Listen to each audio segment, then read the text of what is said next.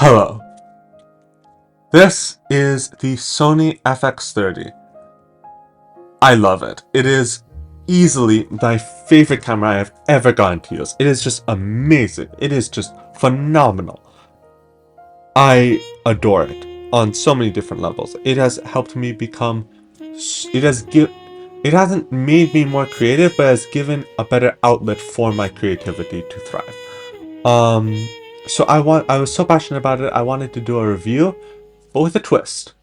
You see, I thought, how about I build my cinema rig while I give the review, so you can see what I actually work with on a day-to-day basis. So let me just switch you over to desk view while I turn my light on so that there's better clarity. And there. Okay. So, the reason most people will get this camera is because it is incredibly affordable as a cinema camera. Its bigger brother, the FX3, costs about $4,000, and so literally more than double the price of this. This is just near unbeatable value. And it's not just about the value. It's a great camera overall. The build quality is superb. It's incredibly modular. In fact, if there was one word I would use to describe it, it is scalable. This camera can scale with you for years because it is a great producer of beautiful images. What it's able to capture is stunning 99% of the time. But on top of that, the whole body built around that sensor is phenomenal because it is the body of an FX3. It's literally the body of a $4,000 camera in an $1,800 or wrapped around an $1,800 sensor, basically. That's why it's so good. It has great I/O. In fact, give me 1 second here as I screw this in place, and I'll actually show you some of that I/O. This is just very finicky. I'm putting this in place so I can put the mat box in. It's a step-up ring. Okay, while I'm doing this, I'll just say quickly, from a colorist perspective, this footage is breathtaking. I can grade it so flawlessly, especially with S-Log3, which is just such a big step up from F-Log.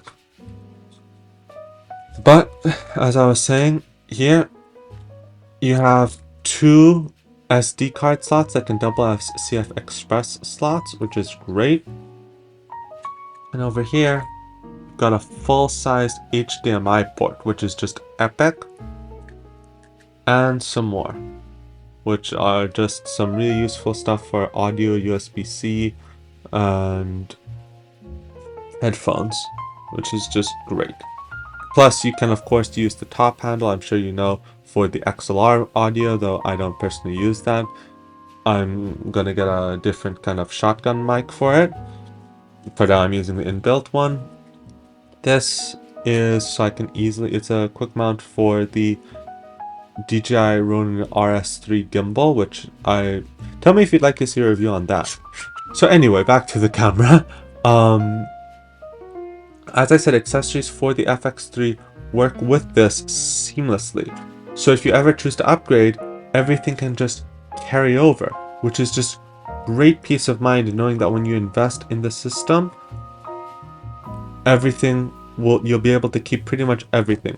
The only thing I would caution about is the lenses. If you get an APS-C lens like this, it won't carry over to the full frame of the FX3, which some people will say, okay, then why don't you just get the Sony lenses? Well, because those are like $5,000, and also Sigma, I wanted to showcase, for now at least, how there's such a wide variety of lenses you can get for this thing, specifically because it is... Oh wait, I made a mistake. Specifically because it is APS-C. So you can use your full frame Sony lenses as well as all of these other third-party lenses. I have another lens upstairs from TT Artisan, also amazing value. It's a manual lens, super nice, that can just seamlessly work between them. It's great. It's really, really great. Okay, so this, what I'm putting on right now is my variable ND filter from Nisi. I recommend Nisi because I look at these cameras from the perspective of an editor and colorist, and the problem with most ND filters, I'm not sponsored by the way. Trust me, if I were, if someone from Nisi is watching, please do sponsor me. I would love to promote your product. I know you won't, but it's genuine. They have great color accuracy. That's the main reason why I use them. So anyway, great color science, great I/O, extremely rugged with great build quality, unbelievably modular. Accessories work between the two.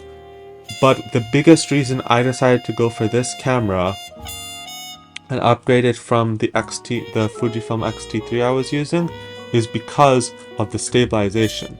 This thing can stabilize pretty much any footage you throw at it. I always had to use this giant gimbal and all of that accessories and stuff with it, with the X-T3, because there was no inbuilt stabilization for that thing. It was impossible to use without a gimbal for shooting video. But this, I have almost never used the gimbal. Always handheld, and it is just flawless. So there you have it. This is my cinema rig for the Sony Fx30. I am using almost everything here is a small rig. I really, really like their products. I think they're just great build quality and just really great value too. Plus it was very easy shipping. I have the Nisi ND variable ND filter over here, which is super nice. And what's great about this actually is that I can just switch the parts in 5 minutes to shoot vertically, because this is also great for vertical shooting because the screen flips out and can fully articulate like this. So when you hold it, you can just have the screen flipped out like this and be viewing it completely naturally. Plus there's a gyroscope so you can tell when it's flipped, and will switch the resolution and everything of how you're shooting. This was very scrambled, very all over the place. Not one of my most polished videos, but definitely one of my most passionate ones, because I am very passionate about this camera. I can easily recommend it. Hands down, one of the best purchases my dad has ever made for me, at least education-wise. Again, thank you very much for watching. Get this camera, you won't regret it.